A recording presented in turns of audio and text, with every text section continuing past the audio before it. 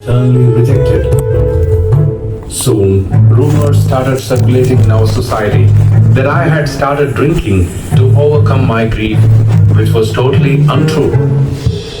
And then my guru tests my spirituality by making me pray to Divine Mother for money to remove my worldly wants. But even in this dire circumstance, each time I prayed, I could ask only for the ultimate knowledge, but not money.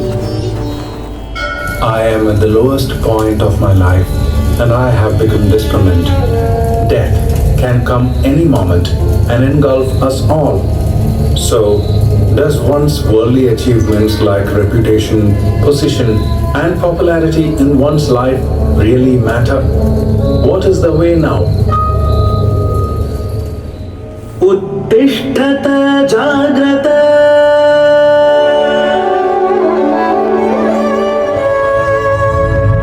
I am Kala, the phenomenon of time, and I have been witnessing everything that happens since the beginning of this universe.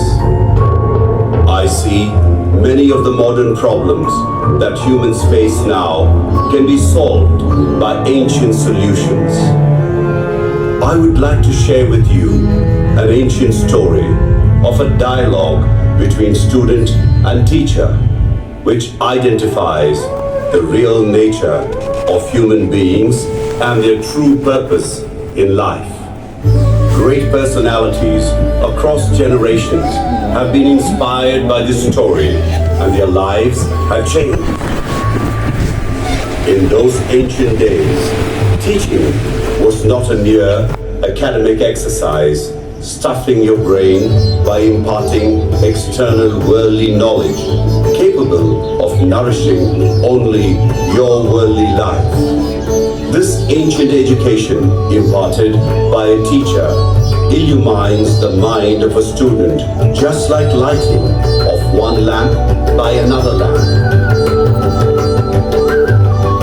Many of you may be masters in so-called modern science, but with this story you can get to know the eternal science that would teach you the fundamental principles of life. The student in this story is a young boy named Nachiketa, and he had got one of the world's greatest teachers, Yama, the Lord of Death. Once upon a time, there lived a sage named Vajashravas. He had a son named Nachiketa.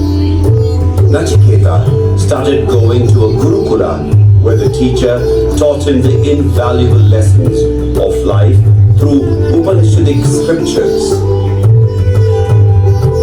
He was keen on learning the intricacies of life and death, and many times he used to think deeply and wonder.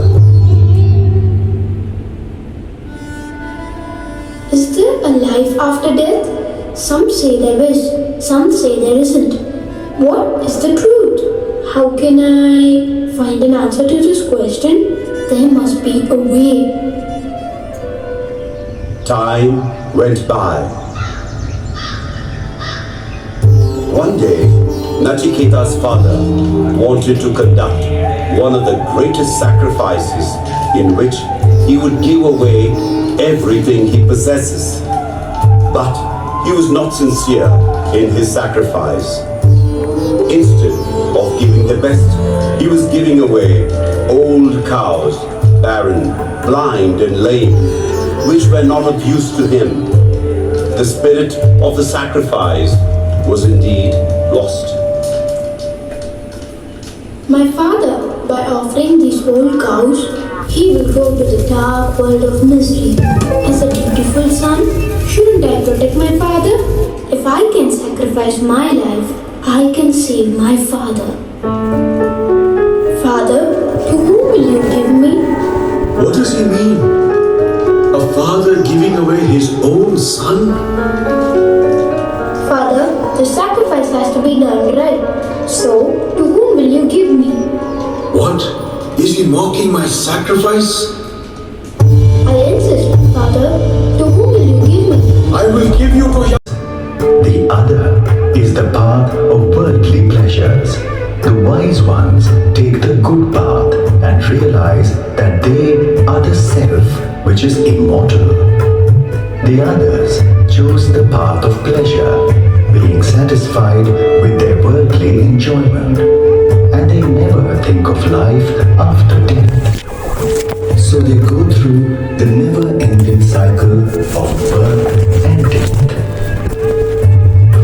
These foolish ones think they are intelligent, and they guide others, just like blind leading the blind. When one dies, it is the body that dies, and not the self. I thought I am the body. Is there something different from my body? What is this self? Yes, you are not the body. Let me give you an example. A king owns a chariot for traveling to a destination. As you can see, the king only uses the chariot. He is not a part of the chariot. Similarly, the self utilizes the body and should not be mistaken for the body. The self is neither born nor does it ever die. Once you realize that you are indeed the self, there is no death for you. How can I fully realize that I am the self and not the body? Nachiketa, let me explain this further with the same example of the chariot. A chariot is typically driven by 5 horses. Similarly, a person has 5 senses. The eyes are attracted to pleasurable objects of sight. Ears are attracted to objects of hearing, while the nose, tongue, and skin are attracted to objects of smell, taste, and touch, respectively. These desire pleasurable things and distract the human by making his mind go outward. If the horses are not kept under control, the destination cannot be reached. Likewise, one who cannot control his senses cannot reach the goal. Only a person who can control these 5 senses would be able to realize that he is the self. How do I control these 5 senses? Just as the chariot with 5 horses is guided by the chariot's driver, the 5 senses are regulated by your mind. The mind should be gradually trained to give up worldly desires, and the senses have to be reoriented to seek the path of goodness. This persistent practice will lead you to the knowledge of the self.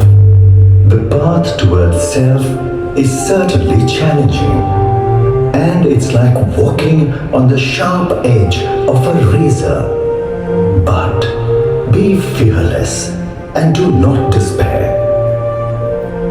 Arise, awake, and learn the eternal science of self from the enlightened ones.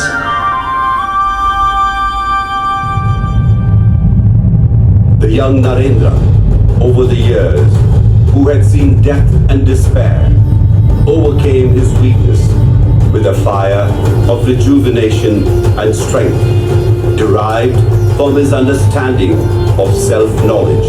Narendra traversed this path of greatness and thus became Swami Vivekananda. Now, let's hear from Swami Vivekananda his clarion call of strength to dehypnotize our